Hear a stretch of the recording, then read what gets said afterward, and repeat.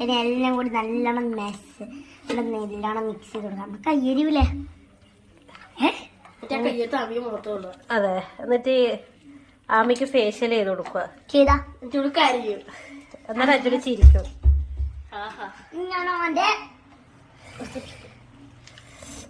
ചെറുനാരങ്ങ വാങ്ങാൻ പോയിട്ട് ചെറുനാരങ്ങ കിട്ടിയുള്ള ഗായ്സ്. ഇതിന്റെ ഇടയ്ക്ക് അജ്വൽ ഇത് തെച്ച് തീർക്കുന്ന ലക്ഷണമുണ്ട്. വിനാഗിരി ഒഴിക്കാന്ന് വെച്ചാൽ വിനാഗിരിയും ഇല്ല.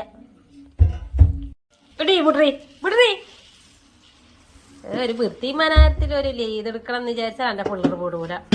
എന്തോന്നടാ,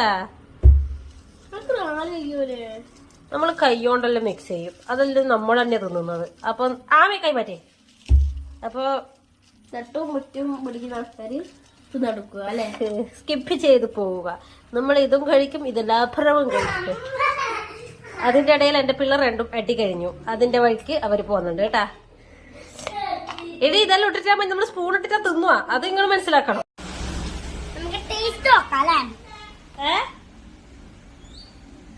അപ്പൊ നമ്മളിങ്ങനെ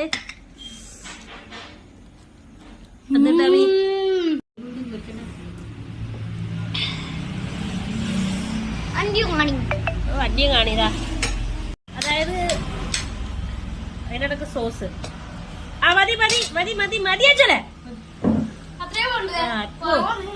ആമിക്ക് സോസ് ഇഷ്ടല്ല.